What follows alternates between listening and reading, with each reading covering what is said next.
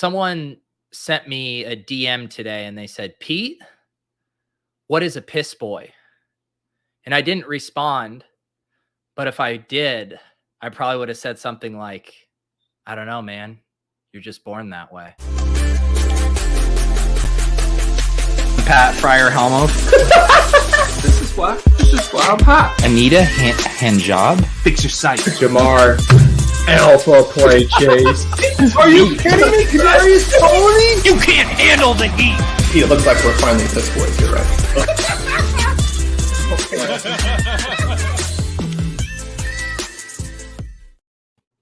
We're fucking like 70 seconds late and you guys are already upset about this. Pete's like, Joshua, you don't even watch these streams normally. You're just watching it because Spags is here. I mean, Spags is pulling Joshua in for us. Spags is, of course, here, my co-host on Splash Play. Spags, welcome to Ship Chasing. Oh, thank you. I'm finally glad to get the call up to the main event show, the one that started it all, the one that shipped 1,000 other shows that are doing exactly the same thing, much more poorly. So I'm glad to be on with you guys. And I said it to Pete before, like I watch you guys every single Wednesday when I'm taking care of Luca. I'll try to get into your drafts just to take a little bit of that streamer EV if I can. But I love the show, and I appreciate all you guys have done, kind of making me smarter, hopefully, for this whole thing. Look at this narcissist here with the thumbnail of himself right over his shoulder. That's what I do. That for every show. When I did CBS Pete, I put their thumbnail back there. When I did Spike Week, I put their thumbnail. That's showbiz, baby. How was the CBS thumbnail? I missed it. Did they have a good thumbnail? I don't think it was very good. No. Try. Here's a little thumbnail tip for everyone out there, and I'm not saying I'm the best at it, but I have made hundreds of them. Is you just want to go more simple. You want to make the photo as big as possible. I think the mistake is you don't realize that people are going to be looking at the thumbnail behind someone's shoulder on a stream, and you can see here we got Spags. I have that one labeled because you labeled it for me. I know it's the Spags nonplussed thumbnail photo there. I look completely nonplussed. Have you ever seen a more nonplussed guy in a thumbnail? I don't think you can. I legitimately appreciate the tags because my thumbnail folder on my computer is just fucking insane. Like I have a guest folder, I have my folder, the co-hosts I do regular shows with, Pat has his own folder, Spags has his own folder, Gretch. And it's just so sifting through all of them. It's like, I don't want to look at these fucking reactions. Just having your labels is actually very helpful to me. I'm glad. I love it, honestly. Like, I love that Pete. I don't know if, Pat, if you've taken the wave quite as much, because I feel like Pete's using the same prom photo for you for every thumbnail ever. But I think, like, it's fun to do these stupid faces and just, like, completely whore yourself out, and the chance that somebody will scroll through and watch your video for 30 seconds and go, all right, that's okay. Like, that's basically what it all comes down to. Well, I had to ask Pete for a photo because I was going on Herzig's pod this week, so I needed to get a photo to send over to him. And we have a shared Google Drive, and I couldn't find it in the shared Google Drive. So I asked Pete. He's like, "Oh, I got it on my computer." So I was like, "Oh, can you send one over?"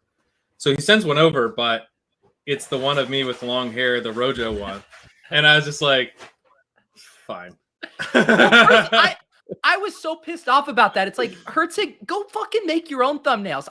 Do you know how many hours of my life I have spent crawling the internet for photos, removing the background? But it's like, don't fucking ask your guest. This is just as bad as Liam asking their guest for $12.50 for the BBM3 entries. Just fucking go find your own photo. It takes 2 seconds. I was so tilted by that. I actually need to figure out what the deal is with this draft that I did with Herzig, because he didn't ask me for $12.50. So I was like, assuming everything was fine and everything. So then on Twitter, he said something like, well, it's going to be so complicated to split the winnings if we win. So I'll just throw a big party for everyone if we ship the million. I'm like, well, what if it's the draft that we drafted that wins the millions? Like, I would rather have the money than a big party for everyone you draft with. So I hope you like pizza and ice cream, Pat. If I could pizza and ice cream for winning BBM3. I mean, he's already won a BBM, so maybe it's not as big a deal. I did hear because I watched the very first stream they did with Leote where he announced that pizza and ice cream thing, and Leote was so hesitant to agree to this setup. He was like, I just want the money. I don't want a pizza party, Justin. I know. I haven't agreed to it. I missed that stream, so I think I need to see if there's any other splitting options. Pat, what's going on with your setup today? People are talking about the background. The internet seems worse. I hear Murphy. What's the deal? The background and the internet are brutal right now. I can't find the old background that I had. StreamYard occasionally will just be like, the backgrounds you were using are now gone, and then I have to find it. So this download is like extremely ancient, and I don't know where I put it. Also, this is a good time to shout out the guy on Twitter that said he hates that ship chasing just talks like friends for the first 10 to 15 minutes of an episode before getting to the fantasy talk. So to you, good sir, a beautiful fuck you on this nice evening while we preamble here before talking fantasy. I do have one question for Pat. Did you get that background from Warren Sharp for his fake house? Yeah. Warren provided me with this one. Slade wants to know where Gretch is. Gretch is in Hawaii, the island of Maui, if I recall correctly. So yes, Gretch will be back next week. But I believe he's having a good trip. Did you guys see the photo he posted where a fucking chicken laid an egg on his car? Yeah, it's pretty amazing. It's gotta be good luck in some culture, you got to think.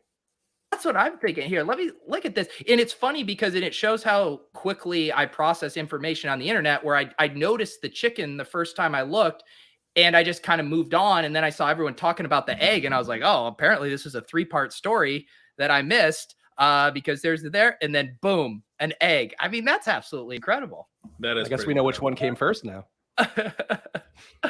Oh my goodness. So Spags. Guys, I found the background. Wow, there we are. We're back. What I love about the background is how subtle the NBC Sports Edge is across the TV. That's really what sells it for me. You can't even really see it if my hair's in the way. All right. Yeah. I mean, there were concerns. KZ was in the chat saying last week we had huge technical snafus. Like my draft board just basically fucking disappeared. There were 3 peats. And then KZ was worried we were bringing on a guy who didn't even know how to size a proper StreamYard window for a while. Although Spags, now that you've been doing the solo streams, it does seem like you figured it out. Oh, yeah. I mean, I learned I was shamed right away, which I do think, Pete, that's one thing with our relationship is Pete shames me into doing things. And I'm like, it's all right. If it's for the best, I'll eventually get on board. And I think I'm a pro. Like, actually, when I was watching your guys stream last week and it was falling apart, like I was in the chat and I was like, I'll produce it, Pete, if you need me to just give me the login, give me a little access to that 4K you got sitting around on Underdog, and I'll happily jump on and produce for you.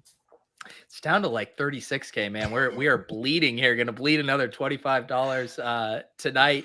Spag, how many BBM3 entries are you up to now? I think I'm still at 90. I can double check that. But yeah, like I've been slowing it down. I did some super flex drafts, but I knew I'm not gonna be able to fill that one. So I just don't see that as being a plus EV move to throw in, 20 entries into that. Still like a fun draft, but it's not for me. But I'm gonna start spamming BBM more just because I don't think I'll be able to do like 60 in August, like I know is the optimal strategy for that barbell approach. Like I need to do some in July or I'm just gonna be behind the 8 ball.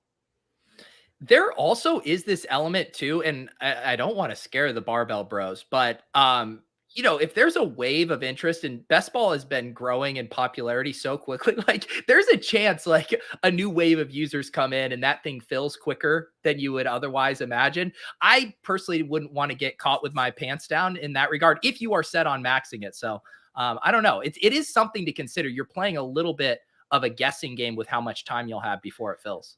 That is interesting because I'm one of those bros. I think I have 42 best ball manias in, and I'm planning on slowing down over I'm going away over the weekend. Probably won't do any then.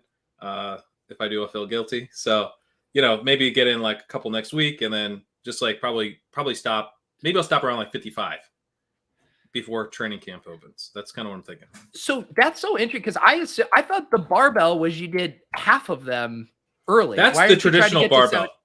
You're going with a modified barbell. I'm going modified barbell. I'm going with a little heavier on this side. We got a little more power on this side, a little lighter here.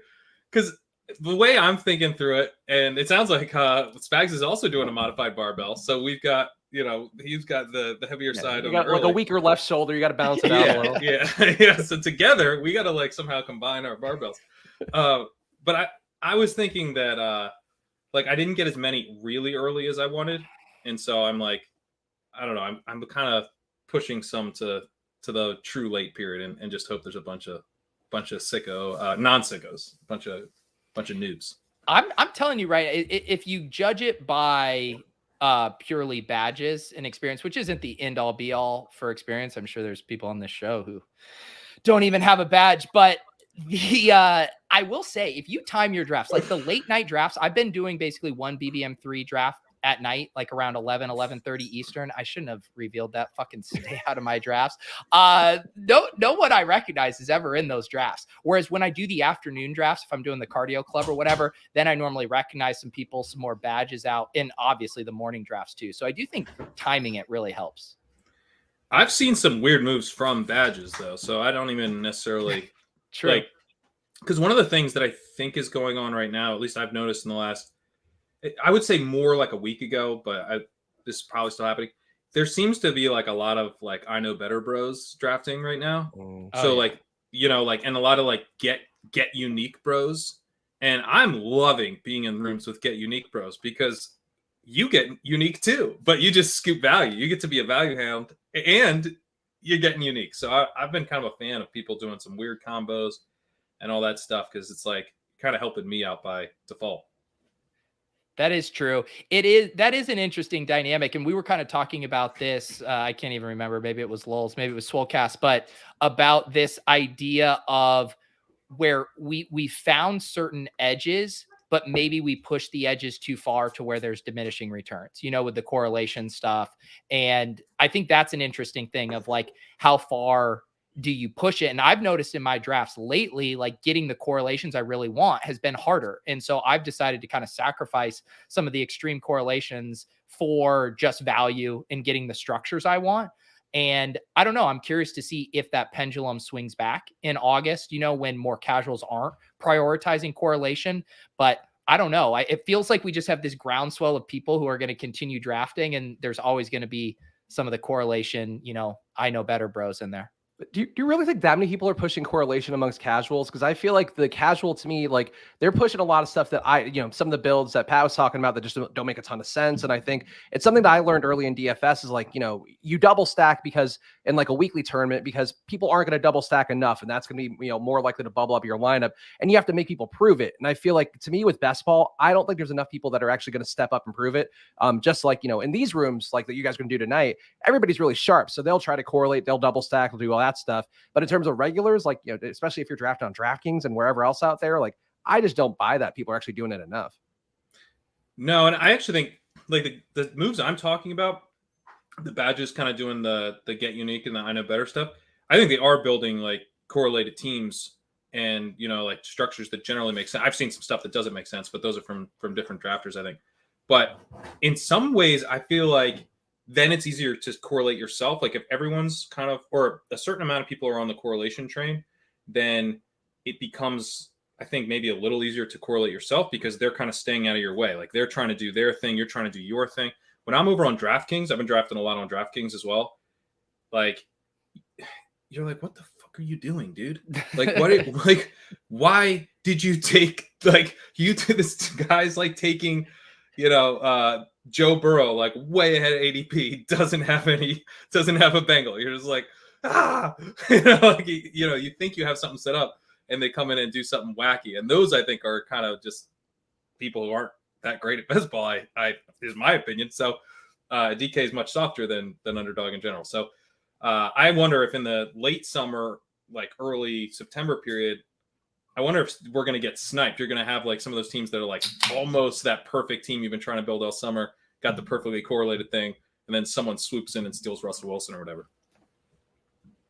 Yeah. And it is like once you kind of come to peace with like, if I don't get the perfect stack that I want, you know, in a perfect world, I get it is so freeing. And you do realize in almost every scenario, there is some kind of out, there is some kind of way to piece together a logical team after that. And I just personally find that freeing of like, if it falls to me, it falls. Like I did the draft I posted today. I didn't get a Chargers wide receiver early. Keenan Allen or Justin Herbert fell to me in the mid-5th, and he's normally never there. I had Cooper Kupp, so I didn't mind that correlation. And I was so tempted. Josh Palmer went like 30 picks ahead of ADP. So I'm like, what kind of backdoor stack options do I have here? So I'm like really resting on Gerald Everett. And I thought about reaching for him like 15 picks ahead of ADP. And I was like, no, fuck it. I refuse to do it. He does fall to me. And I ended up just doing a skinny stack with Herbert. And those are like kind of the things where I'm just like, I'm just not going to force it. I'm not going to take Jalen Guyton as my wide receiver. Yeah, I was going to zero say RB build. Like I'm just not going to force it. Yeah. Yeah, no, I'm with you there. One thing I've been doing is like, if you like take, I don't know, let's say you get, you get Andrews early, but then you come around and it makes sense to grab like Marquise Brown, or whatever else. Let's say Marquise Brown. So now you set yourself up for Kyler. So if you don't get Lamar, so you can push it with Lamar, and then you can get, you kind of build in, like I'll build in like backup potential stacks, and then push it a little bit more at the quarterback. And then I always can go kind of to the next quarterback on the list if that doesn't end up working out. And Spags, I remember saying this to you on one of our Splash Play streams, where one thing I think a lot about if I do miss out on those elite quarterbacks is like, make sure I get a Garrett Wilson or a Jamison Williams or a Kenny Golladay, just knowing that those backdoor stack options are there for you, just kind of giving yourself extra outs at quarterback, and then you don't have to panic as much. Yeah, Kadarius Toney, I feel like, is one that's a bailout for me. I know Aaron Rodgers, I was talking, again, if there's a drinking game out there for this as well, Dricko, my pal, I've talked about with Aaron Rodgers being kind of the bailout QB you can get to, because you can stack, then take Watson at a decent ADP. You could take, Watkins at something in between. You could take your shots on Dubs or Amari Rodgers late at, the 18th round, basically. So, like, I like the bailout QB process. The thing that tilts me the most, though, is like when I've set up a stack perfectly, where it's like, got Debo after ADP, got Kittle after ADP, and then somebody takes Trey Lance for no reason. Like, they don't have Ayuk, they don't have any reason to do it. They're doing it just because it's like, oh, I like this guy. And that, to me, is like my least favorite part of these. Just some about him I like. Yeah, that's always tough. That's what happened to my Josh Palmer guy today, where I was like, I put Josh Palmer in the queue, like literally 50 picks ahead of ADP, because I was like, I need to get some Chargers here. And he goes like 5, and I go to look at this guy's team. I'm like, this had to have just been because of a Josh Norris like tweet and video pumping up Josh Palmer. I'm like, there's no other logical reason to do this. What the fuck are you doing? I know. I heard Josh was talking up Palmer on the ETR podcast, and that's like one of the guys we talked about as a potential riser. So it's starting already. We're not going to have cheap Palmer very soon. Well, yeah, I listened to that podcast too. What did you think of Silva's take about Palmer not being that fast and how badly that team needs some speed in their wide receiver? Do you buy into that kind of thing, and that Palmer might lose a decent amount of snaps to Guyton? I could see it. I mean, that's why Guyton's had the career he's had. Like, literally, he's just a field stretcher. He doesn't really draw any targets. So I could see that. Josh Palmer, though, was a deep threat in college. I don't remember what he ran, but that was like what he specialized in his whole college career, basically. Spags, what do you do in your Charger stacks? I actually don't have a ton of Herbert, so I'm always like kind of feeling it out. And I kind of just have been stubborn on not reaching for Keenan and Mike Williams with my Cooper Kupp teams, just because I know so many people are doing it. But how have you been approaching that? So it's weird. Like, I ended up getting a lot of the Chargers stack like before all the ADPs came up, when I was really spamming early Ball Mania drafts. So I got a good amount of Allen and then Herbert and also Cooper Kupp and Mike Williams, just because the way that those ADPs were before they kind of got a little more rational with just the Chargers offense being that good. So I kind of got my exposure early on. I really am trying not to draft QBs too much in the first 5 rounds, because I do think there's a tweet from one of the fantasy footballer guys today talking about the win rates of QBs and like all these top QBs over the last 5 years have been disappointments, according to, like them being drafted high ADP, and you could probably get similar production in the 6th round or, up to the 13th round, I guess, where I'm usually trying to draft. So like, I think I got my discounts already, that I'm not trying to push it now that these guys are up so much. Maybe in the super flex drafts, you get a little more of a taste there, but I kind of feel like if I got the premium stack, like I don't need to try to chase it a little bit more, I feel like, and I got it a high enough rate. Where was the anti-elite quarterback stuff? It was that guy, the doctor guy of fantasy footballers. He tweeted it earlier today. I only know him because he follows me. As Pete knows, if you follow me, then you automatically soar through my rankings of analysts. Verified handle and follows me. I'm right there. But it's Matthew, whatever his name is, over at Fantasy. Yeah, if you have produced one piece of content in fantasy and you follow Spags, you're in the running to be Luca's godfather. Is basically what I've learned. It's a QB1 and ADP according to Best Ball 10s of their win rate, and this is from Matthew Betts at the Fantasy PT. 2021, Patrick Mahomes had a 9% win rate, which was 10th. 2020, Lamar Jackson had a 4.1%, 38th. Pat Mahomes, 4.2%, 33rd. So like anyway, he just goes through it all, and I thought it was an interesting case, and it's one that I've been thinking was right based on just playing around a lot on the RotoViz Explorer for roster construction. So anything that kind of informs the thing I'm already thinking, I'm like, yes, you must have nailed this because I think it. It's also interesting to think. It's a hell of a drug. I mean, the other thing about some of that data too, right, is the quarterback landscape has so massively changed over the past couple years. And obviously now the elite quarterback windows got pushed up more. We see people reaching for their stacks early, you know, the Kelsey drafter, the Diggs drafter, they're getting Mahomes, they're getting Allen there. And then the other dynamic is like, what used to be our edge as late round quarterback guys, identifying these guys with rushing potential, has slowly evaporated. And last year we saw Jalen Hurts got way pushed up because that was the guy we collectively ID'd as maybe slightly mispriced relative to his upside. This year, now it's Trey Lance. And we all agree he's still probably like a round and a half or 2 rounds mispriced. Yeah, he's still a little underpriced. But those are like some of the like remaining edges. Like think about last year with some of the rookie QBs we pushed up. I mean, who from after Trey Lance goes, like who's getting pushed up based on perceived ceiling? Like everyone seems pretty efficiently valued after that.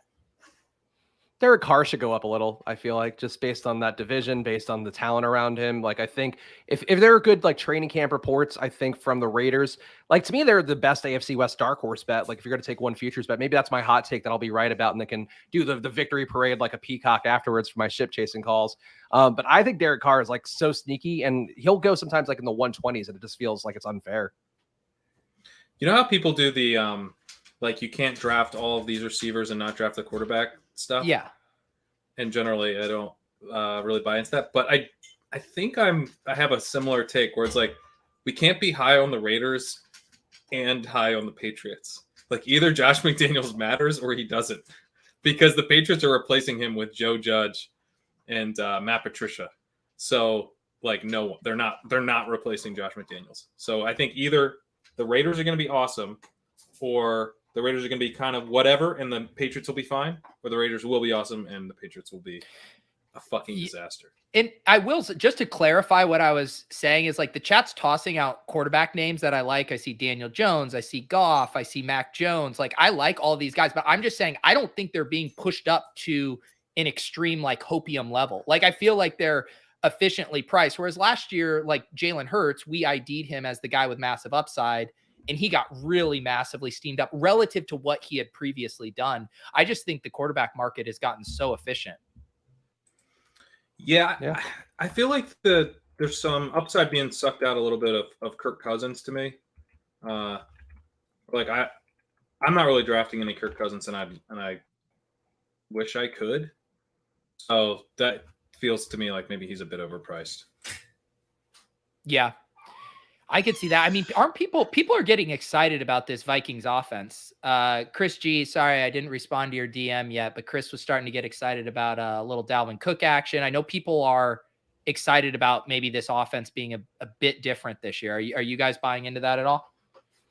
I mean, I would think it's a fair take. Yeah, coming with an offensive coach with the Rams pedigree. Like, that's why you hire these guys for the most part. I guess LaFleur would be the one exception, though he ended up being a little more offensively minded than he looked like when he first got hired. But I think, yeah, to be in the spot, like, you hire the offensive geniuses because you want the offense to be better. And they were wallowing with the Mike Zimmer teams for so long that I think that's always the NFL team way, is you go the opposite direction and hope that guy really drives the other side of the ball. And I like, Justin Jefferson's talking, he's saying all the things that I love to hear as somebody who reaches for him probably a little too much and probably just takes him every time that I possibly can, because he's talking about wanting to be a Hall of Famer. Like, he was already a monster last year with this offense that we have some question marks about. So I think if he's good, like, I probably don't take enough Dalvin, I'm sure by a wide margin, but Jefferson, I feel like could be like Cooper Kupp this year, or maybe even break some records. Like, it wouldn't be crazy. I'm taking a lot of Jefferson.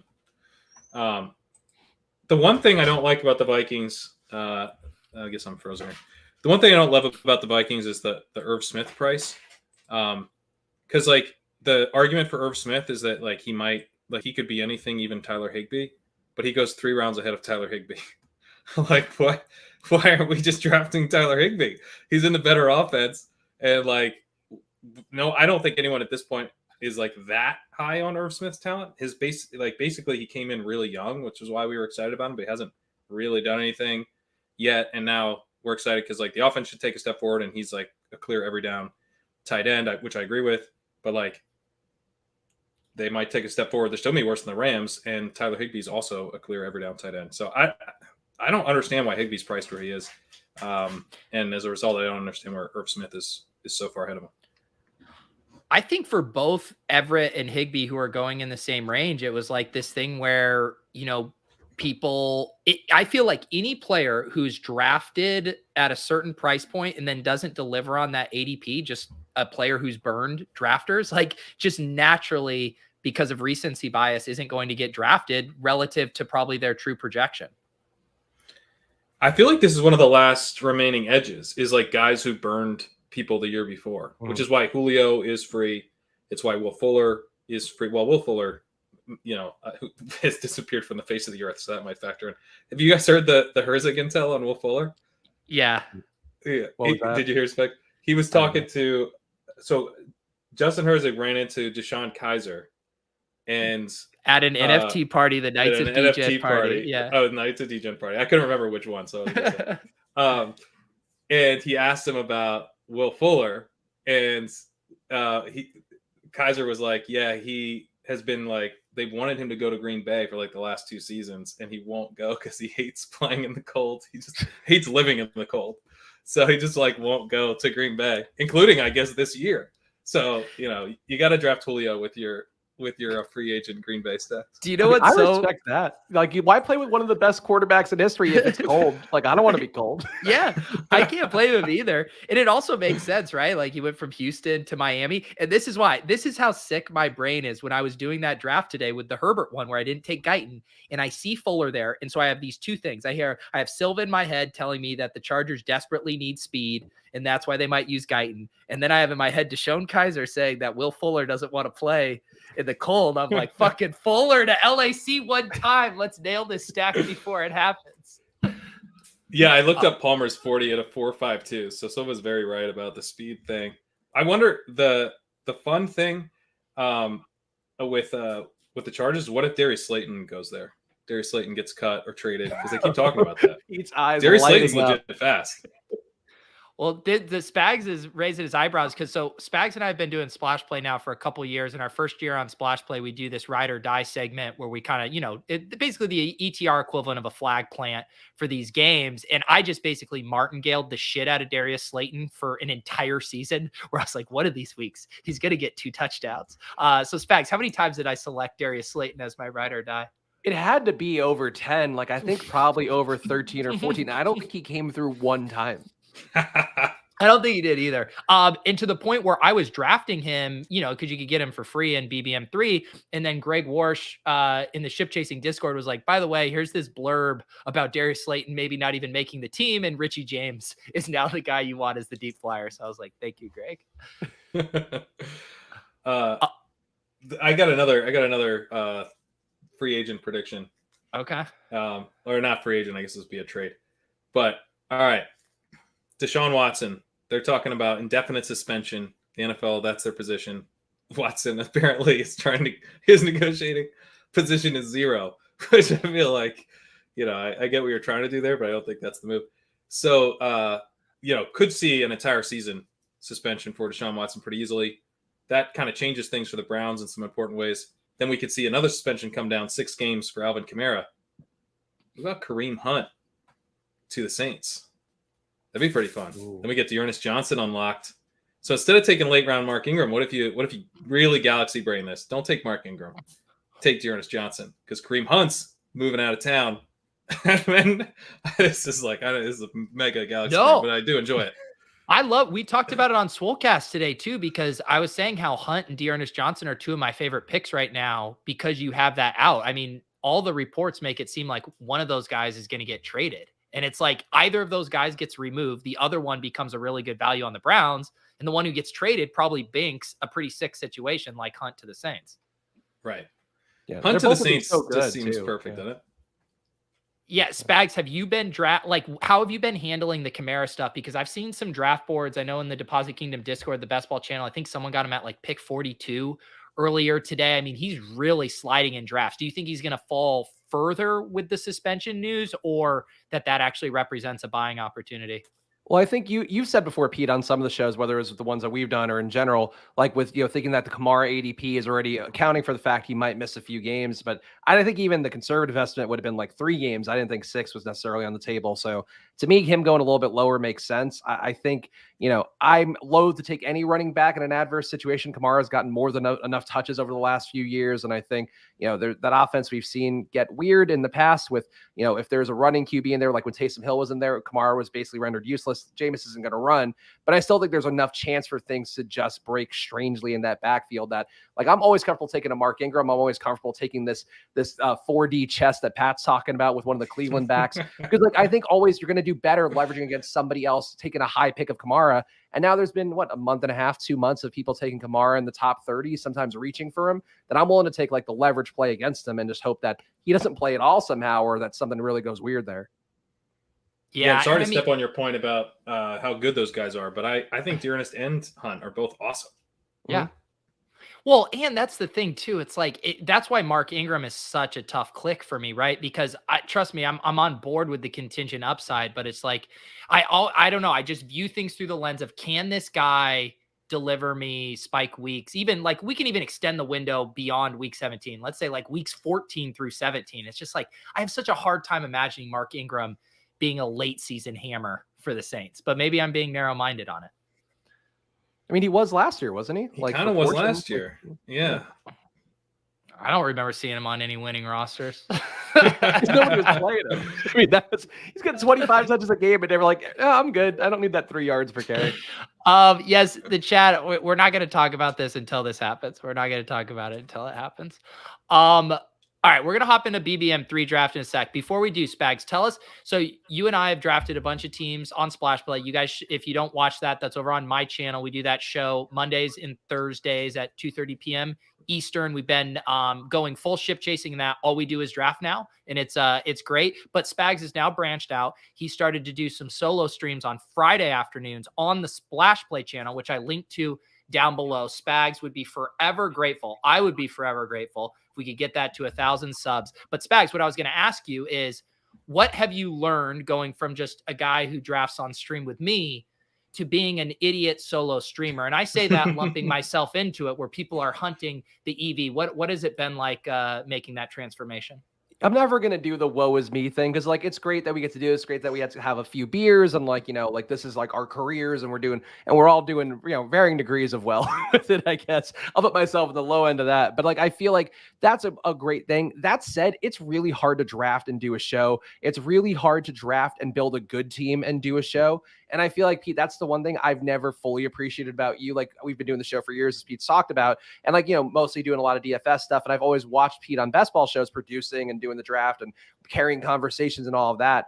And even when it's just me managing the chat now on the Friday shows, I'm like, wow, these teams are appreciably worse than I would do if I'm just working out. Even if I'm feeding the baby with like an auto pick coming in, like they're all worse time and time again. And it's a combination of people like scooping picks that I talk about, or scooping something that like they know I'm trying to do, or just being smart. And I'm not getting the random idiots I'll get at a 1 p.m. draft or whatever, or, a drunk draft at night. So that's the kind of thing that like I haven't been ready to, is like I have to sacrifice. Like, it's literally a write-off to do a stream, I feel like, if you're doing an actual entry on a show. Yeah. I mean, I wrestle with that for sure. As far as, you do end up with some weird rooms. You build some interesting teams, but yeah, I mean, I've told you, this is why I did my private stream the other night, because it was like, I wanted to do one show where I could talk through some spots without having to juggle so many things, because it is, no one feels sorry for us having to juggle multiple things, but it is hard to draft and check in on the chat for sure. And that's why you see too, like a lot of the same names, and it's guys that like are pretty sharp and know what to do. And I think also know how to work amongst the confines of like, oh, here's what they're saying on the show. Like, I'm going to go this way then, so I won't even interfere with them, but I'll get a nice little lane for myself to make some picks. And, it's kudos to the grinders who are always in every stream draft, but I personally don't appreciate it. What do you got going on here, Pete? Oh, this is the brick sports HUD and the draft caddy overlay here. Do you need any other beta testers for this? Yeah, we do. We do. Yeah. All right. Oh, so see, that's funny because Pat, I would say you're an influential guy, like in terms of this show, in terms of the NBC thing.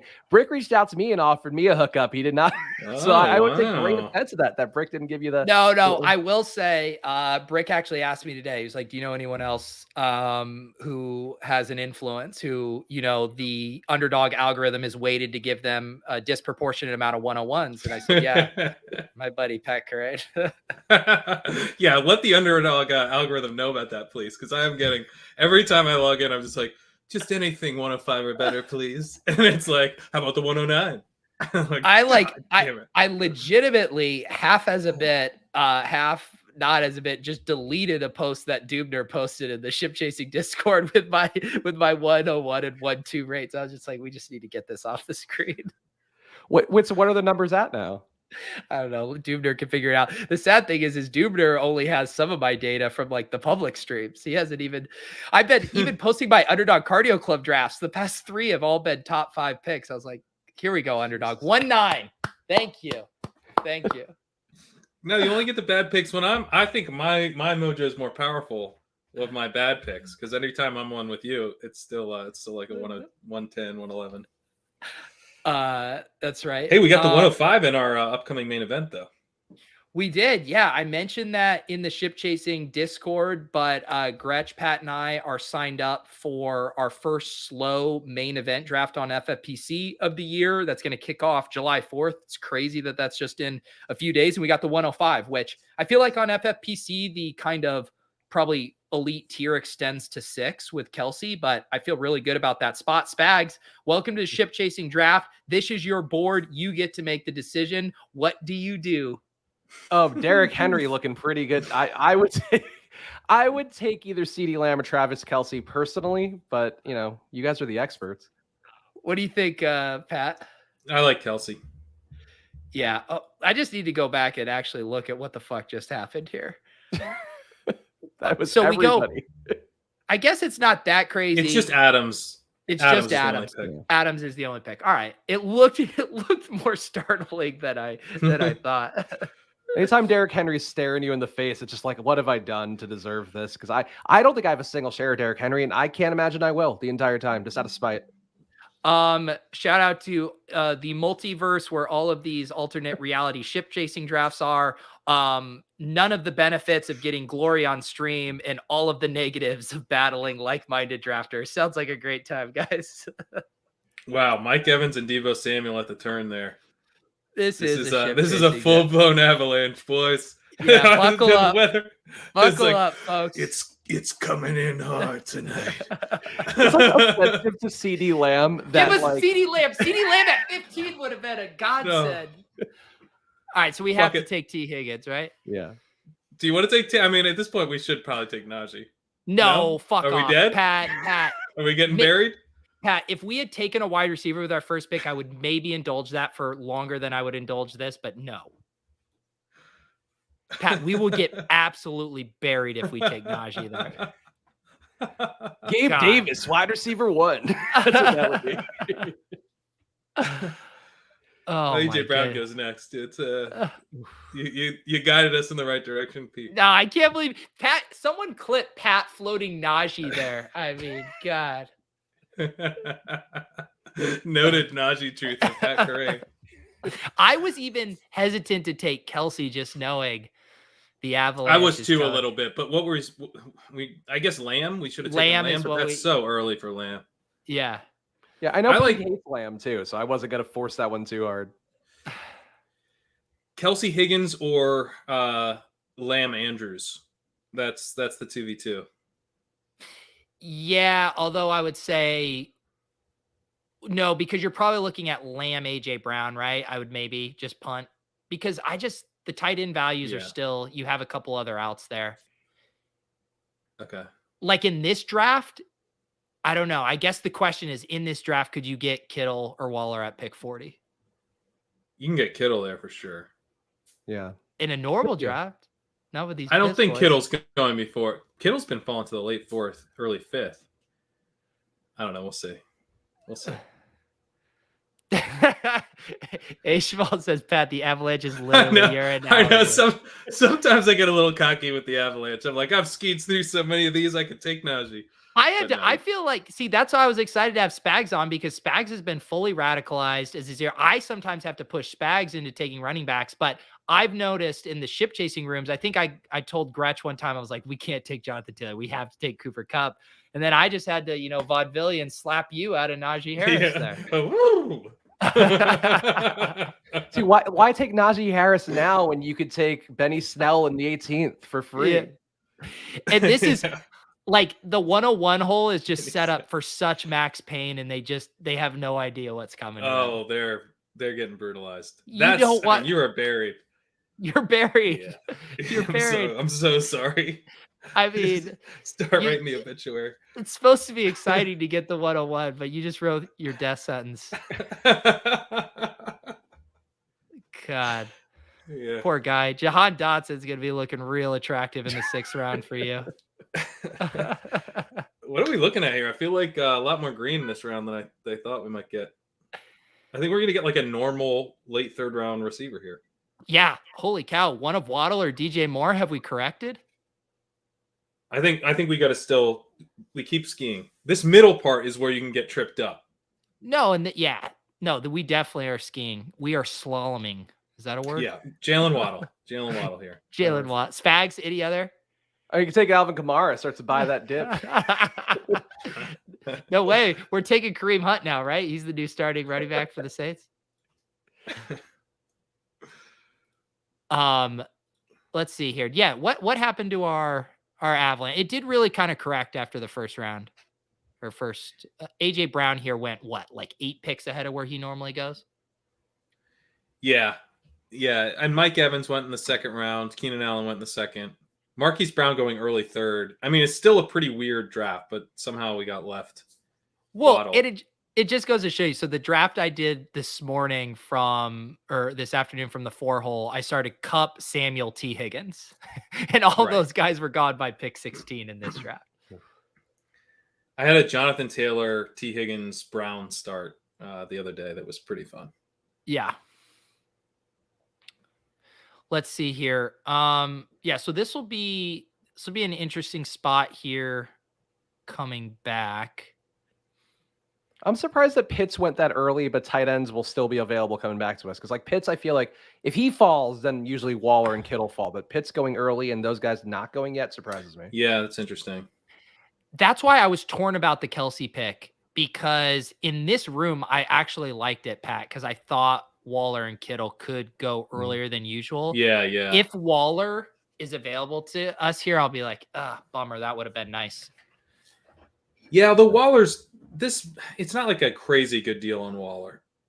It's just kind of where he normally goes. Yeah. Let's see here. I mean, one move. I guess we'll wait. Well, what's the guy drafting at 4-3? Is he a ship chaser? Doesn't look like it. Yeah, I was thinking maybe Mahomes get the stack built in, and like it's not quite as avalanche as we were worried it might be. What? Yeah, the only other. I mean, I've been like in my head feeling like I was gonna say Deontay Johnson, that there's a little tear break there. I'm down for Mahomes. What do you think, Spags? What would you do here otherwise? I'd say Mahomes or Judy for the Kelsey bring back. Yeah. What do you think? I mean, there's a chance.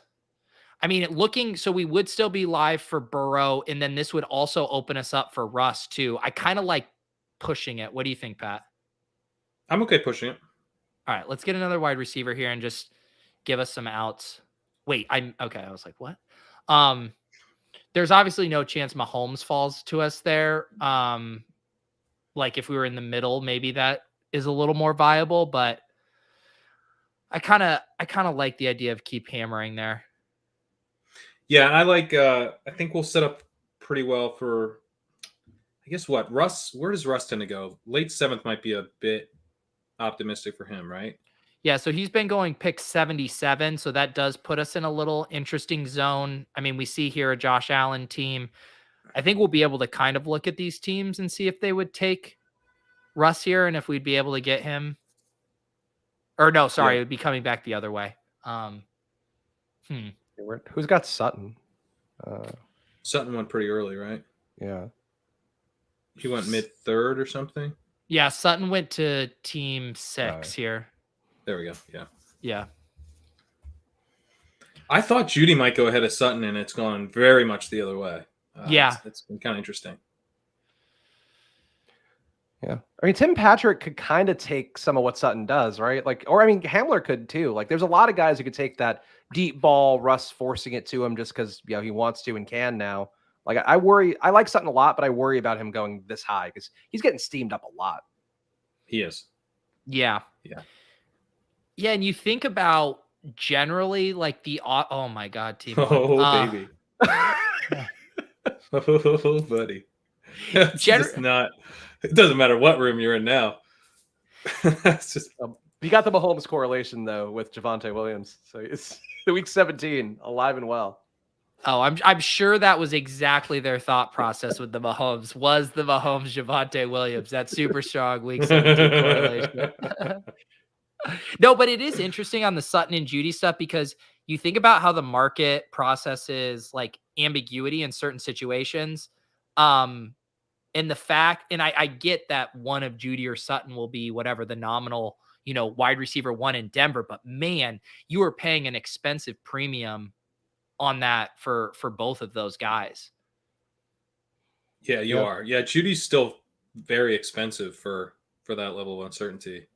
Because like, where were Cooper and Woods going? And like, we knew those guys were like locked into full-time roles. Weren't they going a little bit later than both Sutton and Judy? Weren't they like 4 or 5 turn? I want to say the problem is like the FFPC ADP is more seared into my head from main event draft season. I actually don't really remember how that was set up there.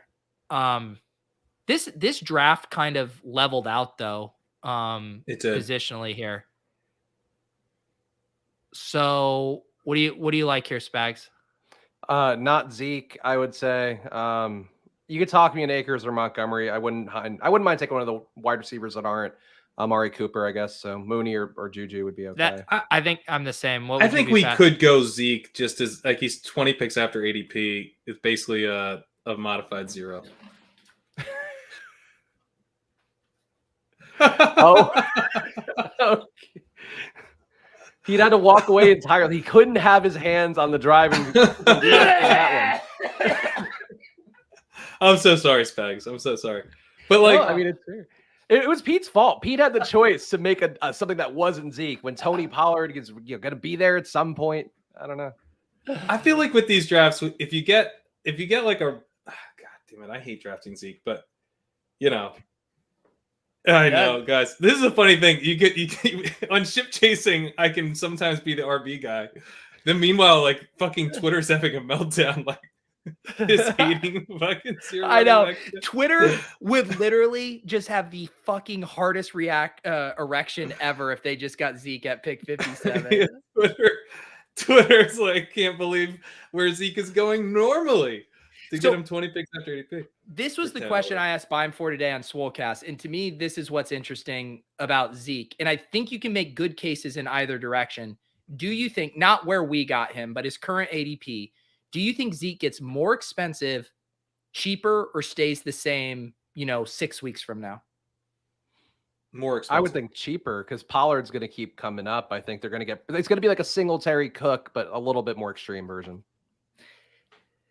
See, that's where I played the devil's advocate on the Spag side that like, if we get these really positive Pollard blurbs, like he's working in way more, this community has already clearly wanted to prioritize and devalue Zeke. I don't know. I could see it going either way. What community honestly. Though? Because the drafters. There's 2 communities here. There's 2 communities, and one of them loves Zeke. We're on the clock. Hang on. Let me go back here.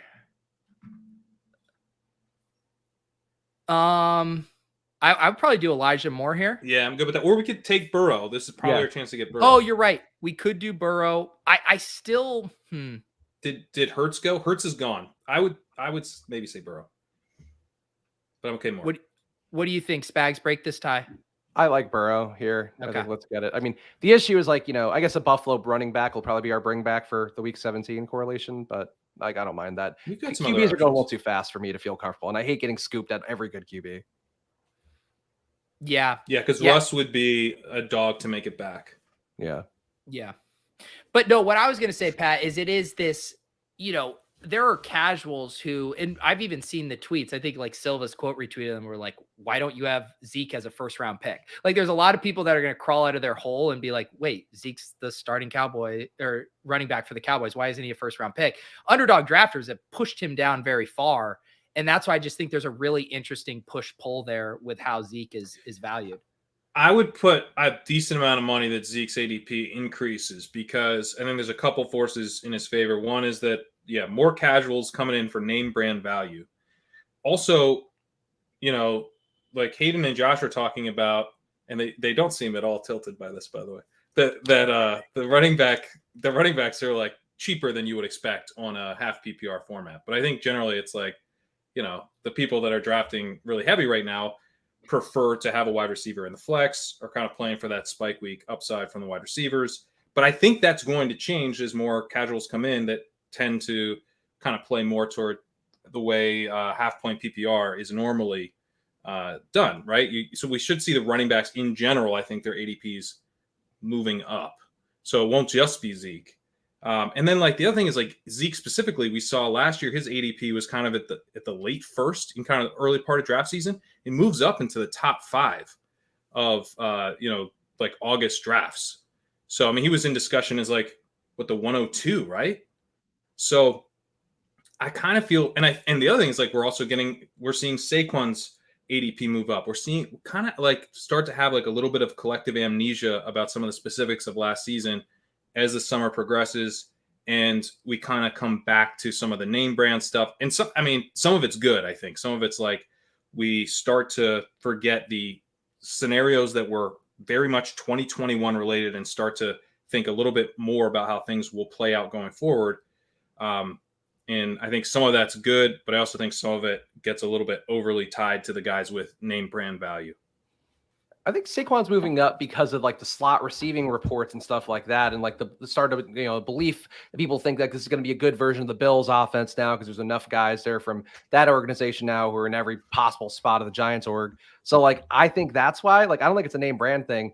The Zeke part to me is just, I don't know. Like, I think there's so many ways it could run bad for him, just that I don't have that faith. But I think for our build, it made sense because we didn't take CeeDee Lamb early. So we're basically saying, hey, CeeDee Lamb is going to have something wrong with him. He's not going to be as good as people think.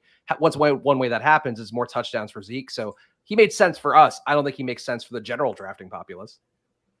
Yeah. And we do. Yeah, I'm not drafting him much. Yeah. We're going to find ourselves in a weird spot here. This is a classic ship chasing draft where all the running backs look like the best pick. And yet we probably don't want to be taking a running back here.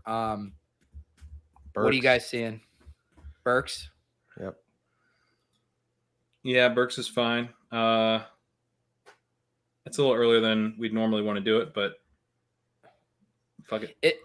Yeah, I mean, I guess we're still getting him only a couple picks past ADP here, which isn't too insane. And of course, people do forget that the Cowboys do in fact play the Tennessee Titans in week 17. Yeah, we get that correlation. And undervalued because it's Thursday night football. People don't want the Thursday night game. They want their late night hammer. They want Cincinnati Buffalo on Monday, but you could easily win all the $1 million on Thursday, Pete.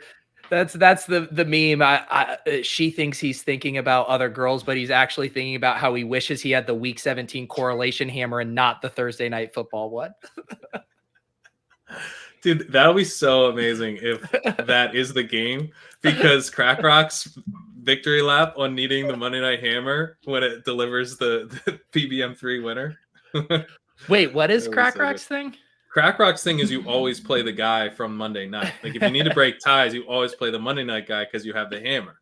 But but then translating that to needing to stack up the very last game of a tournament so that you have the hammer would be so good. That's a new level. Yeah. Who is the Monday night game that week? Cincinnati Buffalo. It is Cincinnati Buffalo. Yeah, So it's like gotta have there'll be a storm, like a snowstorm hitting. Yeah. Monday. People will be like, "Oh, I can't wait! It's gonna be a 30-point game where Singletary carries 30 times." Yeah, that's what we need. The Mac Jones, the Patriots Bills game where they don't let Mac Jones throw a single time through 4 quarters. What are we looking at here? I know what I'm looking at, and it ain't pretty.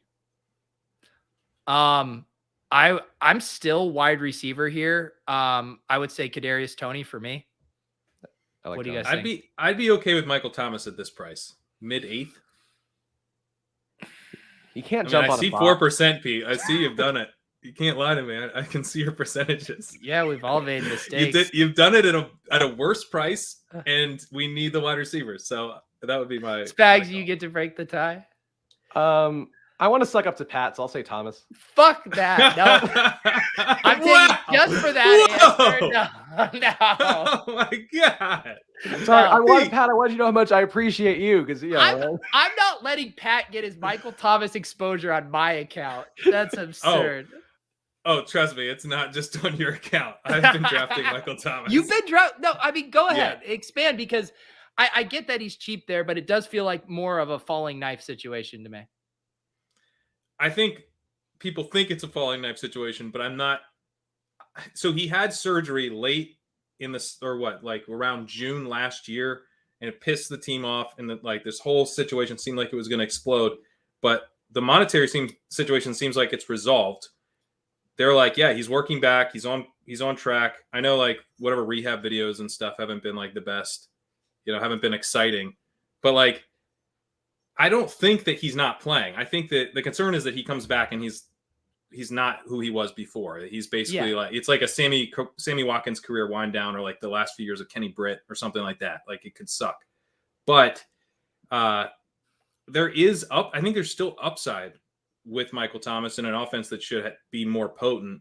And if Olave's good and Jarvis Landry helps, I mean, the fact that all of their starting wide receivers are backups now, there's more upside to the offense leaning into the pass, a little bit more, not a ton, but kind of where the Colts were last year instead of the Titans or where the Saints were last year. So I don't know. It's gross. I know it's gross, but it seems like there's a decent upside scenario for the price. I would say the one thing with Michael Thomas too is I mentioned the one video of him doing the box jumps on one leg and he looks like he's not good. At the same time, we got Jack Koff in the chat saying he can't even make hype vids look good. If he were just standing pat, I guess and catching from the jugs machine, just one-handed catch but not moving at all, you'd be like, Michael Thomas looks like he's ready to go. But because we saw the worst part of his rehab, it's he can't play. I don't trust this guy at all. And I think that is a weird branding thing more than it is the actual situation and him as a player for New Orleans. Henry Muto says Team One wondering how Russell Gage is his wide receiver one. I forgot to check in on that. Oh man, he's done better than I thought. To have Olave as his wide receiver 3 is not good, but it's better than I thought he might be able to do. Yeah. Also, Willis, I do want to acknowledge, because I forgot, you did donate $5 because you love Zeke and you were so happy when we drafted Zeke. So thank you, Willis, for your donation. Going forward, it will cost more to get me to draft Zeke, though, let the record show. It's one of those. It's one of those concerts that has the tier levels. Once one tier sells out, then it jumps to $10. That's right. I actually know the exact price that it would take me to draft Zeke. It's $25. And actually, it's maybe a little bit more because the opportunity cost of me not having that bullet. Maybe it's around 35. When you adjust for week 16, it's $25.75.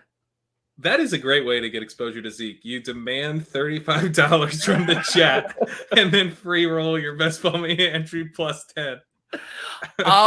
You guys want to double stack Burrow here? Yes. Let's double stack Burrow.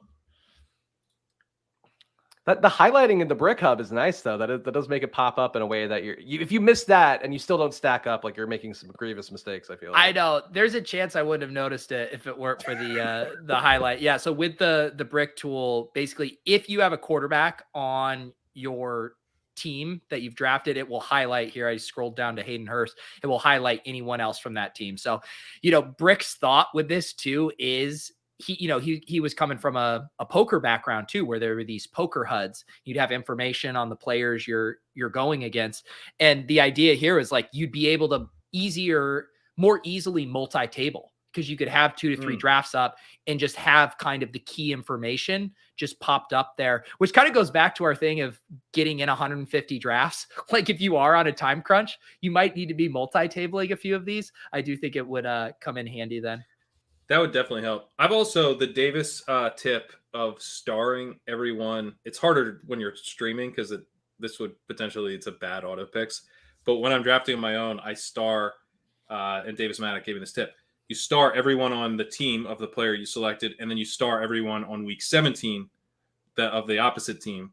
And then, then you just see the stars coming up, and it's kind of like highlighting everyone. And I won't do it every week. Like if I have Debo, I don't usually highlight Derek Carr, because presumably I don't have Adams. And then if I get Waller, then I will star Derek Carr at that point.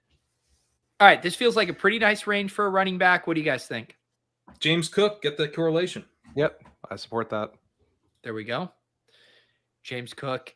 It is. Spags, how have you been thinking through Singletary versus James Cook? ADP twins, teammate twins, same position twins. It's an interesting one. Because of the periods, like I was really spamming a lot of drafts. Like I was getting them, like Singletary is behind Cook for that brief period, so I was getting him at the lower ADP.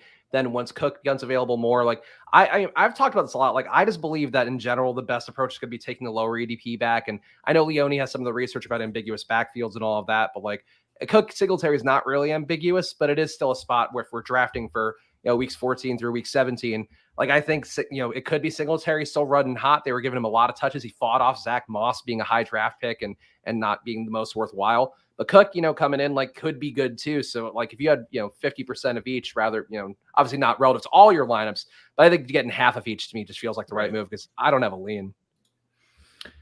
Yeah. I just from listening to Sean talk about it, he has me leaning Singletary, but I personally don't have any conviction in either direction. But I can tell Sean definitely prefers Singletary here.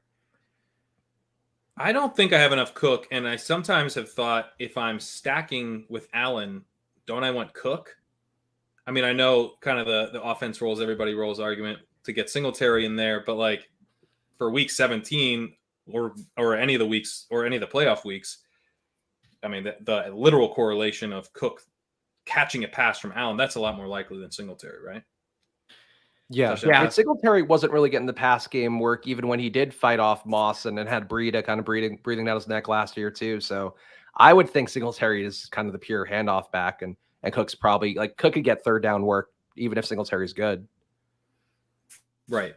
That's what I was saying. Yeah, it is it's a really fun puzzle to think through because we've seen them, basically try to bolster their backfield beyond Singletary, and then they've kind of been forced back to him because they haven't been happy with Zach Moss and the other stuff.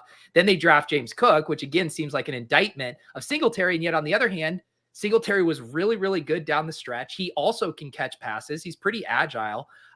It's hard because on one hand, I'm like, oh, he could be this year's Leonard Fournette, the guy that crushed in the playoffs. Right. That's undervalued again. On the other hand, it's like James Cook might just be better than him too.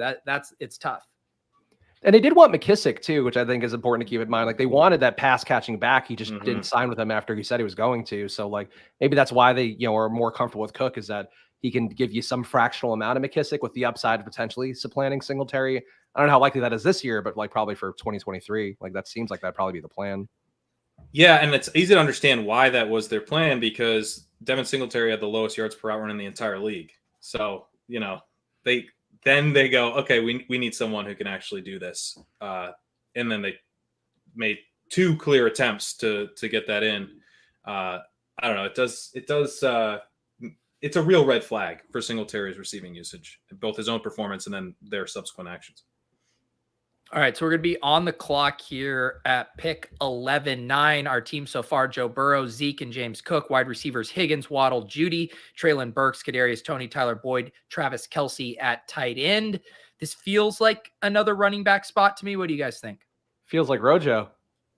I'm down with Rojo. I will also float Aaron Rodgers going crazy past ADP. We need to be done there. I know we sort of set ourselves up for Daniel Jones, but you can backdoor stack Rodgers if you want.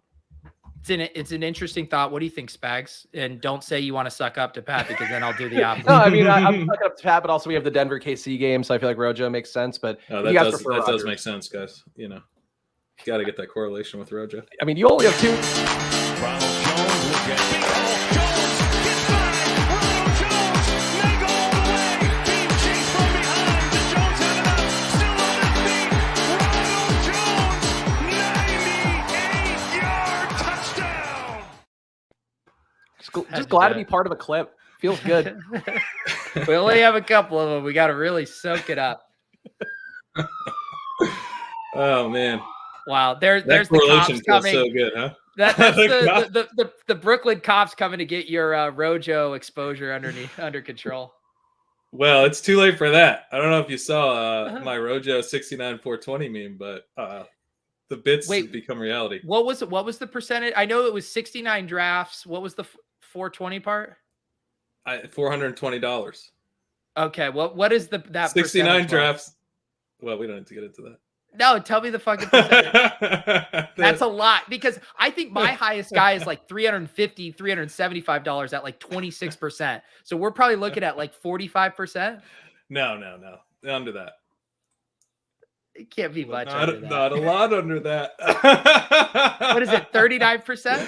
It's 40%, yeah. Yeah.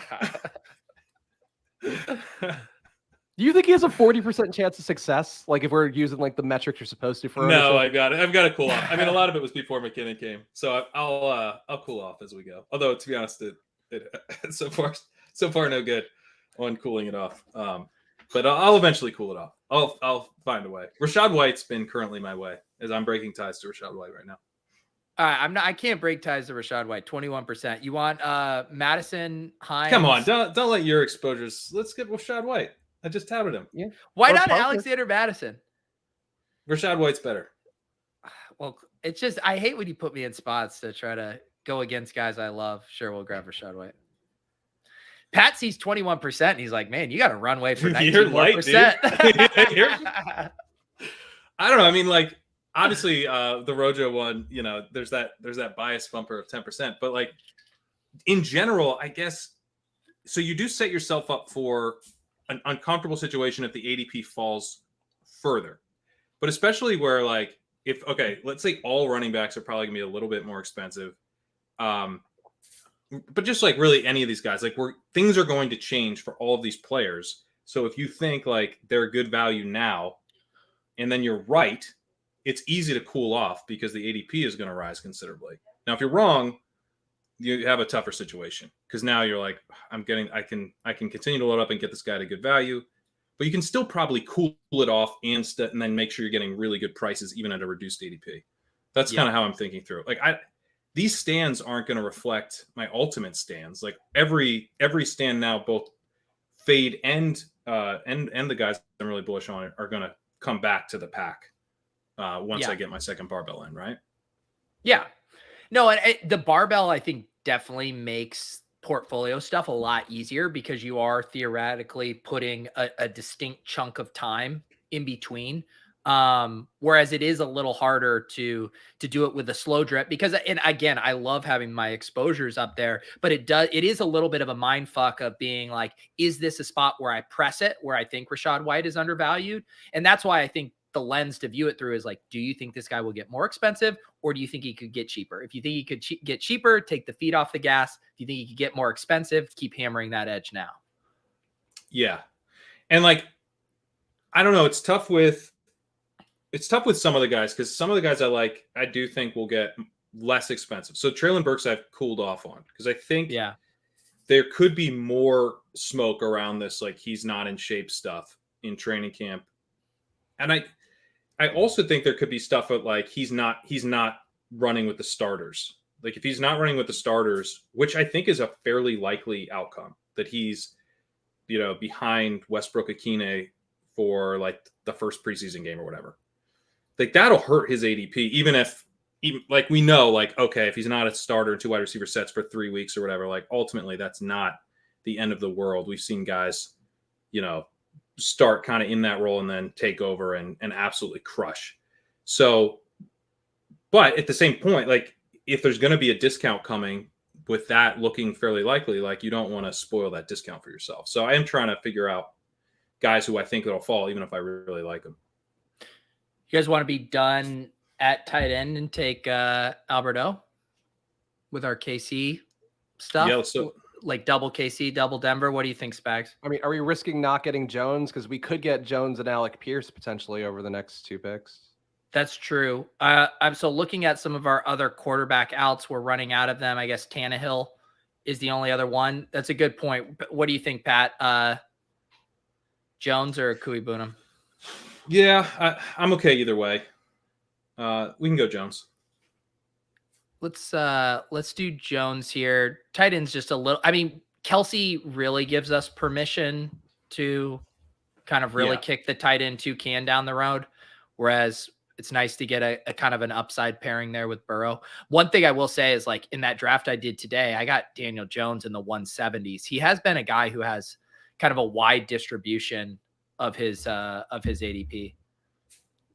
Do you think Zeke Hink is watching? Because I said Alec Pierce, and Alec Pierce goes the next pick, and that always makes me feel like this guy's right, it's scooping me right under my nose. I think so. This guy, Zeke Hink, he has a Spags kink. He hangs on your every word. He's on the NSFWHD bot, spamming the chat, hoping somebody clicks. You've been on your best behavior. I haven't even been tempted to head over to the splash play scene in StreamYard to bonk you. It's like because Ship Chase is like a professional show. You guys are serious. Oh, get the fuck out of here! When have we ever been professional? I'm getting a tequila shot after that comment. But no, like, there's credibility here. Like, I'm not gonna come in and do like, you got to play to the room that you're in. It's not coming in and being a fucking wild card like Charlie. Spags, aren't you offended that Pat? Aren't you offended he's calling us a professional show? Yeah, it is a bit offensive. Spags has stated earlier that he watches Ship Chasing, which I'm very much doubting now. Well, I think we all know Gretch here, obviously. The more professional duo remains that Gretch character, a Substack. Wow. Subtweeting Gretch while he's on vacation.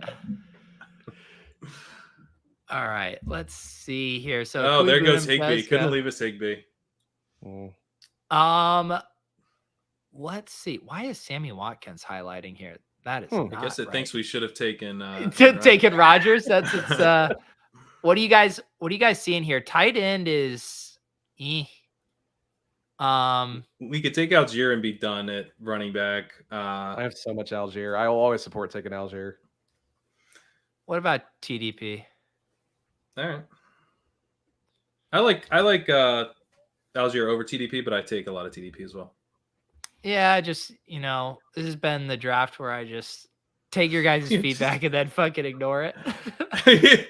Well, not just ignore it, but even up your own exposures. You just go, yeah, what do you guys think? Yeah, but I have a lot of him already. And then just take some dude you have 9% of. Like, I was staring at that Algier exposure. I was like, that's fucking too much. Yeah, but Pete, you can't then just take guys. I was like, I can do whatever the fuck I want. One TDP. Hey, Pat, why don't you start sharing your screen and drafting BBM3? No, you know why? Because your internet can't even fucking support you in a room talking. Now you're lashing out. Now look at you lashing out just because we called you out on your bullshit. No, this is a professional stream. It's not lashing out. It's constructive criticism. Do you think Pat's internet latency issues are why he's always getting the 9th pick instead of the 1st? Like, it's just taking I too bet long it to is, load up. dude. I bet there's something to do with that. Pete's internet's so fucking quick. He gets a 101. And my slowest internet's like loading. Fucking 111. I still don't know what happened last week. That was such a weird, bizarre thing. You had to kick out the original Pete. That was what I don't know enough to say because you know more than I do. But I feel like if you booted the original, the additional Pete, there was nothing to boot. I would love to have booted the original Pete. I fucking hate the original Pete. He sucks. I'm a new man. Get rid of the original one. I didn't know where he was. I do want to plant a flag though for Tyler Algier. He's my highest exposed back. I looked it up while Pat was talking about Rojo. I've got him 25%, $800 invested in him right now. And I think Tyler Algier is going to be a monster this year. I bet. Oh, yeah. Not financial advice, full disclosure. No, invest it all. Who's your money in who's your Algier. highest owned? Pete? Who's your highest owned running back at probably fucking 23%? Howard.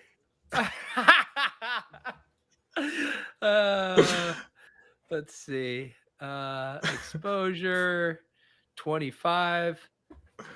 I think it's Pat. Oh, Baby! let's go. Pat goes too small. I got double that.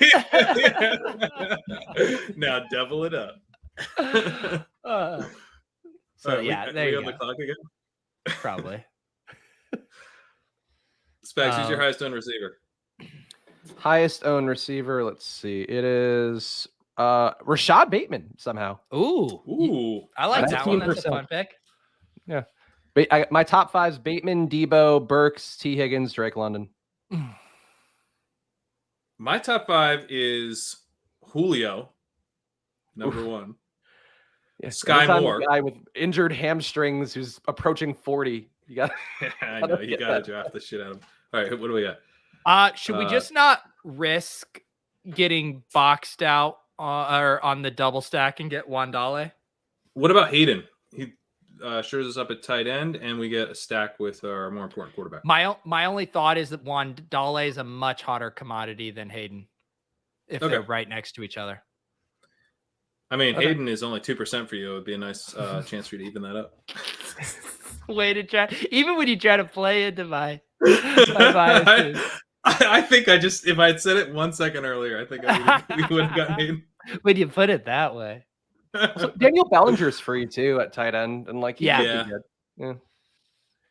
Pat, I think he's probably Brevin Jordan in terms of his outlook this year, but But he'll be playing all the time though, and Jordan was like Yeah. kind of good for a guy not playing a lot of snaps.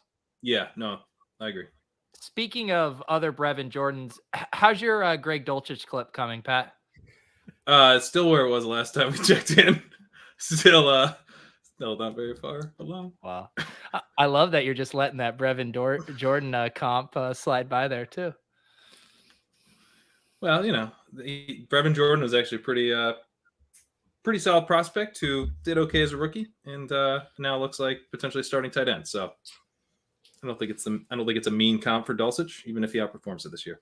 Oh no, Phil, I thought you were an OG. Have you not been around? You haven't heard Wandale? That's sad. Rondale is the original. It's Wandale now. All right, so the other top 5 receivers, Sky Moore, which actually surprised me because I thought I was like taking it easy on Sky Moore, and I'm not. No. Rondale, KJ Hamler, and Will Fuller. Pat, I feel like that top 5 leaves me wanting more. No, Spags. He tried. It was a fun experiment to bring Spags on for splash play. Thought This is not rise to the occasion, but I was wrong.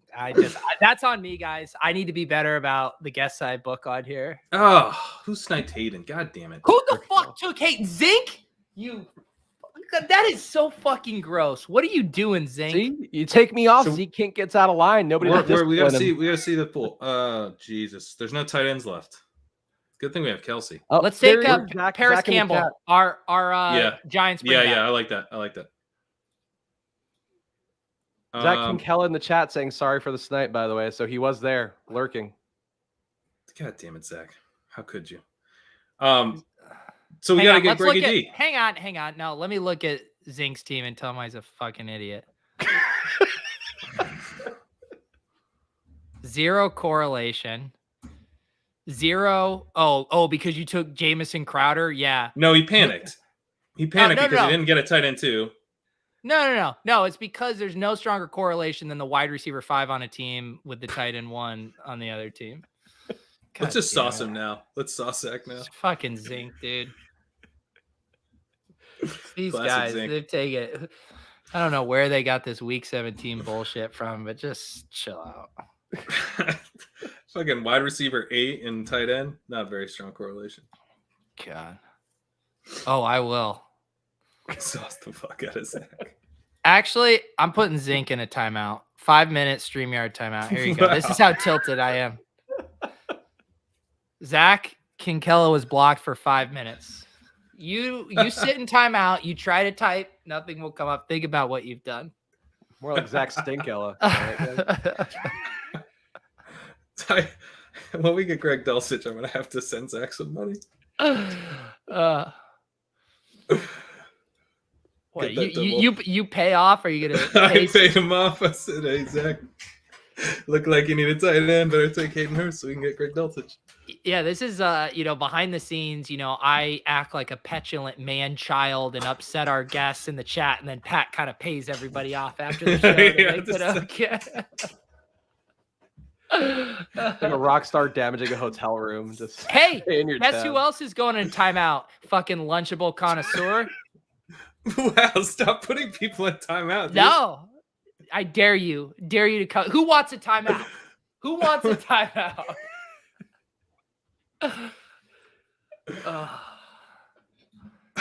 I'll fucking time the shit out of anyone right now. I think you are doing fine, Pete. Damn straight, Jason. Make it a little more flattering. I time read him out that for as not being sarcastic, nice. Pete. I think Jason was being sarcastic. All right, Berto wants a timeout. You get it, bud. You get it.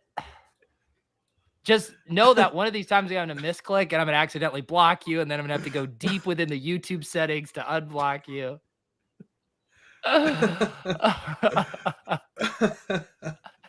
This is true, Eric. I feel so out of my comfort zone having to pick in the back half of a draft room. We are. All right, what do we need? We're on the clock. Well, we need a tight end.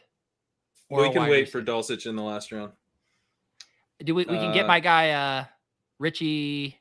No, we got the double stack. What wide receivers are available? Visca?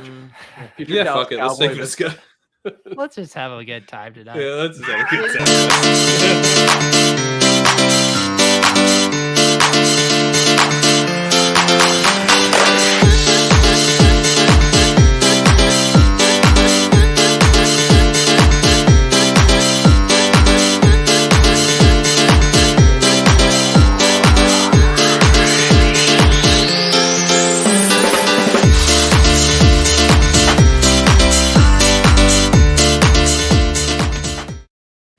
I just want to say, I was just reviewing the team while that clip. This is definitely at least a 6 running back team. And now it's a fucking 5 running back, 0 RB team. So we fucking rolled the clip. We have a 5 running back, 0 RB team. Yeah. Well, it's a Zeke hero. Yeah, it's a Zeke anchor. Just pretend we took Zeke in round 1 as our anchor. What the fuck are we doing? 3 rookies. Oh my God. This is bad. Hey man, we got to draft like we're right. Rojo and Zeke for all the. We money. might have to draft one more running back and forego tight end too. Honestly, No, we gotta take a tight end too. I honestly think a 6 running back might be more valuable. I mean, what tight ends are we taking? Greg Dulcich. Dulcich. I'm down with the 6 running back. Yeah, I think we can raw dog Kelsey here.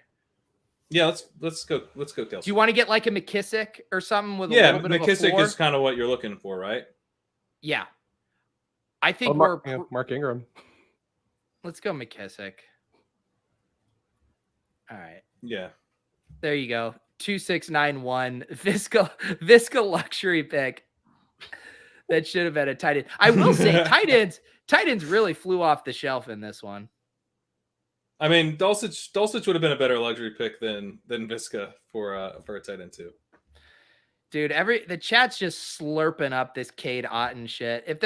I wish I could short this Cade Otton stuff. I mean, everyone wants to tell me you can't draft Rashad White because Tom Brady doesn't like rookies. He doesn't trust rookies. You're gonna tell me a rookie tight end is gonna come in and smash with Tom Brady? Get out of here. Gronk's playing week 1.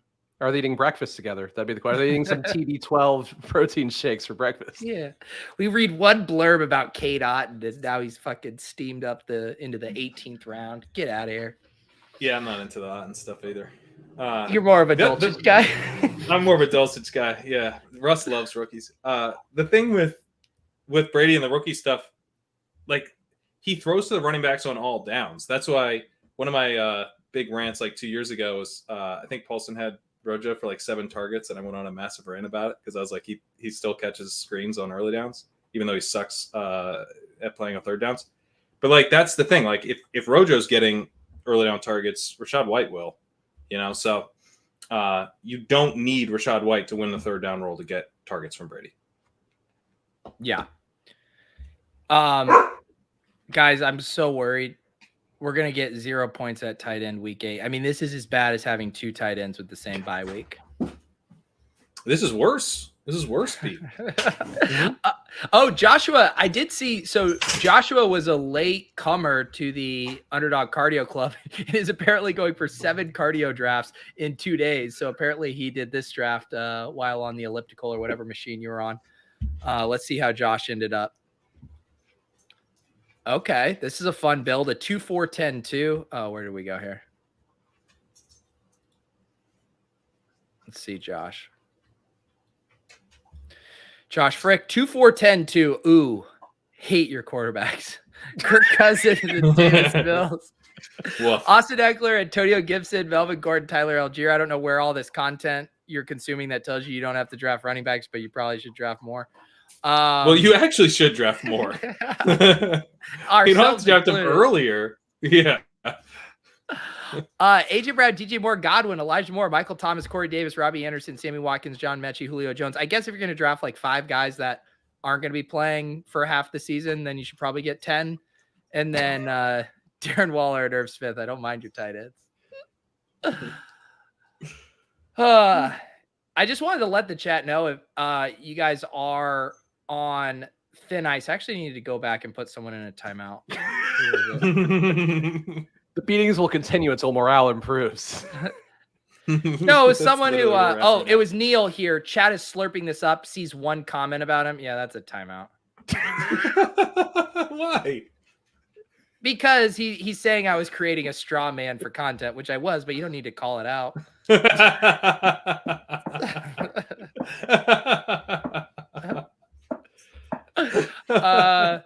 All right. Hey, are we going to do a proper saucing? All right, let's do a proper saucing. Sure, you think you want Ship Chasing to review your team. How much sauce would you like on your team reviews? Oh, I love this. You ask for the sauce. He wants it extra saucy. You think you want it spicy. He wants 13. Oh, boy. But then you realize you can't handle the heat. Fuck this guy. Do we have to review his team? Hey. Why did you take Moel and Cox? What are you doing? So fucking cute with his 0 RB. Evan, you will speak when you are spoken to. Fuck off, Chris. Awful team. Ship Chasing team reviews are getting spicy this summer. Come get the sauce. 2. He wanted a 2. Bullock made a big to-do earlier that he was leaving to go hang out with his girlfriend. What is you guys hang out for fucking 24 minutes and then come back and watch the stream? You see Busy pulling out her ID and putting a wig on and saying, "Oh, I'm Bolnick's girlfriend. I'm beautiful. I brush my hair." Wow. Yeah, telling on himself a little bit there. Bullock once slid into my DMs to send me a real picture of him and his girlfriend because I continued to question whether he actually had a girlfriend. I think he paid a girl in the park under the gazebo for that photo. Who wanted the sauce? Someone. Oh, 5. I think. Yeah. All right. Let's see. 1, 2. We should see if Bullock can do the thumbnails when you're out of town, Pete, since he's so good at Photoshop. Yeah. No, I mean, Pat, I don't think I'm going to be here next Wednesday. Oh boy. All right. It's a tradition. Pat, this would be a great time for you to debut another thumbnail and the Dulcich. Yeah, no, I'm not going to debut now, buddy. I wouldn't do that while you're gone. I want you to be able to see the Dulcich clip. Newman, Trey Lance, Zach Wilson, Jared Goff. What the fuck does Jared Goff do for this team? DeAndre Swift, Breece Hall, Tony Pollard, Brian Robinson, Dearness Johnson. Can't say I'm mad about it. Justin Jefferson, Marquise Brown, Gabriel Davis, Drake London, Garrett Wilson, Jamison Williams, rookie fever much, DJ Chark and Jawan Jennings. Someone reads The Athletic. Tight end, Zach Ertz and Robert Tunyon. Any thoughts here, fellas? It's not bad. It's not good. Like this team. Kind of like this team. I love his username. What sauce level were we supposed to go with here? Because we're failing. I mean, yeah, Trey Lance with just Jawan Jennings. I mean, Trey Lance 10 picks ahead of ADP with a Jawan Jennings backdoor stack. Like, what are you backdoor stacking with Jawan Jennings? Like I haven't done that like a shitload of times. Come on, what are you doing? I mean, I just like, why are we reaching 15 picks ahead of ADP for a QB3? I mean, let's just relax here. Yeah. I would stop at 2 there for sure. It's You already got Garrett Wilson. Yeah. I will just say, I mean, you're just a little reachy. Just a little reachy. Reach 5 here, reach 6 here, reach 3 here, reach 3 here. Just a little reachy. You reach, Newman, and I'll teach. All right, just keep reaching and I'll teach, bud. Now, but Pete, I mean, this is the Avalanche here, so he's reaching to stay ahead of the Avalanche. Maybe, and yet, you see here, he reached to take Brian Robinson. Oh boy, yeah. I mean, if you're you can't have running back reaches in this room. That's real bad. And it's also just like when the Dearness Johnson pick, it's like, Newman, just have some fucking thoughts of your own. Like, I know we said we thought Dearness Johnson's a great pick because he might get traded, but like, have a fucking unique thought, just draft, just be held accountable for once, just try just having a thought and see how that goes for you. Yeah. Alan wants some sauce. Vaporware at the 07 here. 5, 6, 7. Ooh, another 3 QB build. I guess what is the saying goes? If Matt Ryan is one of your 2 QBs, you only have one. Yeah. 6 running backs. Being mean to Matt Ryan over Baby Hands Pickett. That's a real turn. At least Kenny Pickett is a fucking mystery box. It's a small ass mystery box, but it's a nice mystery box. I think I hate every one of these running backs. I mean, David Montgomery, Josh Jacobs, Damian Pierce, Alexander Madison, James Robinson, Chris Evans. I mean, this is like a vomit personified within 6 running backs. Value hounding though. Look at the value. I mean, sure. I guess I literally have not drafted David Montgomery. I'm like 99% sure. The dollar menu at McDonald's is a value too. Drafted. Doesn't mean it's shit, Spags. 7 wide receivers: Diggs, Pittman, Allen Robinson, Cooks, Claypool, Galladay, and Duvernay here. Tight ends: Mark Andrews and Pat Freiermuth. Week 17 tight end correlation. That is the one redeemable thing about this. Yeah, that is nice there. You got you added Duvernay on for a little extra juice. You got the Pickett stack. Zach, welcome back to Timeout. You are on a short leash. Be careful, Zach. Paul says Leone's part in the sauce clip is hilarious. Paul say my part in the sauce clip is hilarious, or you will be put in a timeout. The whole chat's buzzing about how your part in the sauce clip is hilarious. What kind of tequila is that? And how much have you had? Barely. You know what? So Lauren left early this weekend to go down to her parents' house for the long weekend, and so that was like the second she left. I was like, well, guess I'm fucking drinking tonight. What else am I gonna do? Be a normal person? Let's see. Who else wanted the sauce? I mean, I honestly think our team is probably really good, just seeing how shitty all these other ones are. Let's go to team 1. I just want to see it. Oh my God, Zink did take JJ Taylor. Wow. You love to see Should it. we play the clip as punishment? Why not? I need a break.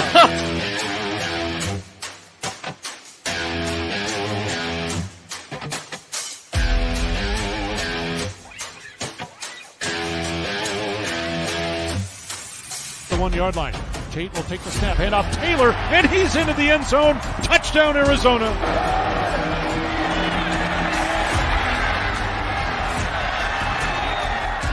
Taylor to the end zone for the touchdown. Play you one. Tate will hand off Taylor, dives over the top. Touchdown, Arizona. Wildcats will run the play. Hand off J.J. Taylor, right side. Spins away at the 15. Her side up to the 10, the 20, 25 out to the 30.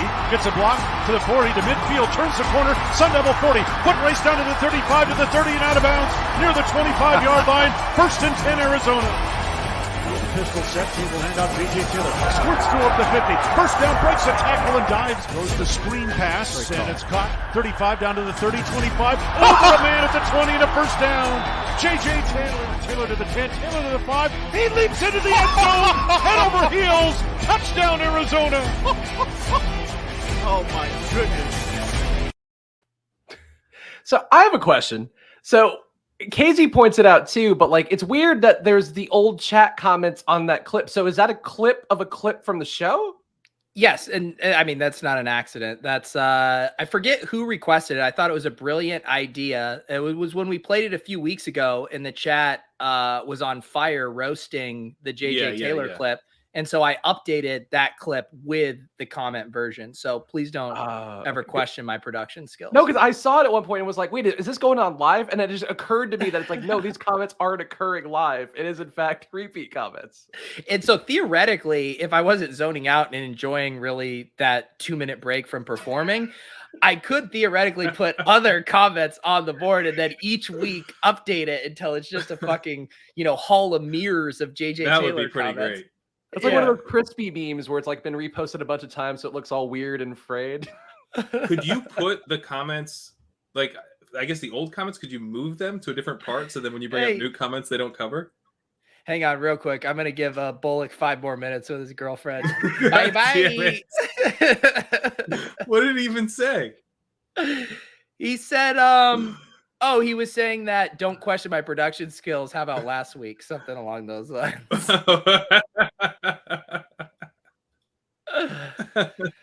Spags is coming on ship chasing everything you thought it would be.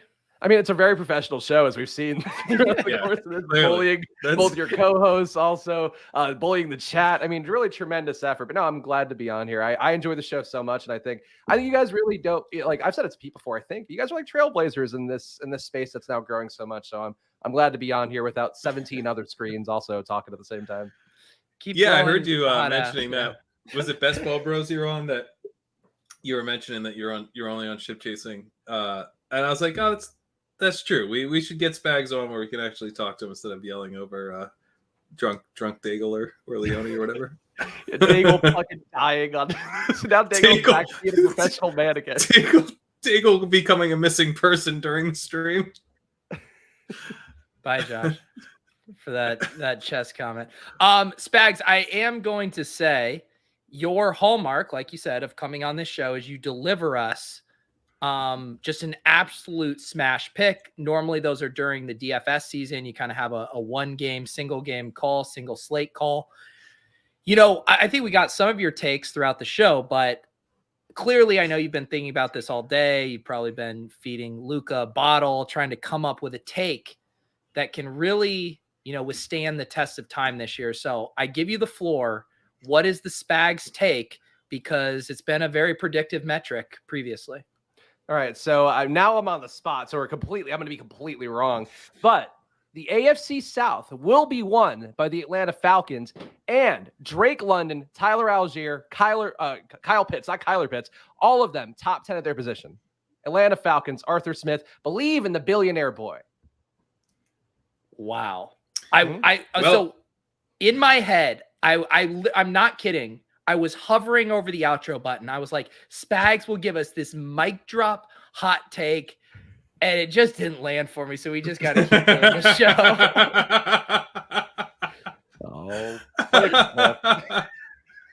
I mean, do you really believe this, Spags, or is this just how your exposures shook out? And now you're retrofitting a take around it. It's how my exposure shook out, but I think it's also that's why I have so much of these guys. I think they're not going to be this year's Bengals, like they're not going to make it to the Super Bowl. But I think the South has a lot of issues. I think Tom Brady's going to get hammered in that pocket time and time again. Like what I saw at the end of last year was a man who did not want to be getting hit anymore. I don't think anything they did is going to make him get hit less. So you add that in, the Panthers stink. The Saints, Alvin Kamara is going to be in jail. Like they have a new coaching staff that's probably not as smart. So the Falcons, to me, I think are like one of those sneaky teams that goes 10-7 and then makes the playoffs and is good enough to be like really worthwhile in fantasy. All right. So I thought I had a hot take today. Which I haven't actually said this hot take out loud, but the hot take struck me. You want to try to bring us out here with a nice hot take? All right. Yeah, here's a hot take. God damn it. The Falcons do not win the NFC South because the Saints win the NFC South with the defense that makes us all sad and a run-heavy team, but enough weapons to still squeak out games, and Tom Brady hates getting hit, like Spags said. So the Saints pull out a win in the NFC South. All right, I hate these. I'll do it. Wait, Benjamin. before you do the outro, I do want to mention I'm now drinking a White Claw because of your that's tequila. Disgusting. Which is like, how Does anyone have like you kind of get to the point where you're like, it's time to do laundry because it's like if I'm wearing this shirt, it's laundry day. Yeah. That's where I need to go get beer. So I'm drinking this White Claw because that's all I had left. All right. First of all, follow Spags on Twitter if you want to be Luca's godfather. That is a requirement. The link down below to subscribe to the Splash Play channel to get Spags' solo streams on Friday. Subscribe there. You can watch Spags and I on Splash Play tomorrow at 2:30, drafting a team. We appreciate Spags for coming on. Pat, fucking get your internet together. Next week I won't be here, but I believe Davis Maddock will be joining Pat and Gretch for some tomfoolery. And here's a fucking hot take. Eno Benjamin is this year's Rashad Penny. Peace.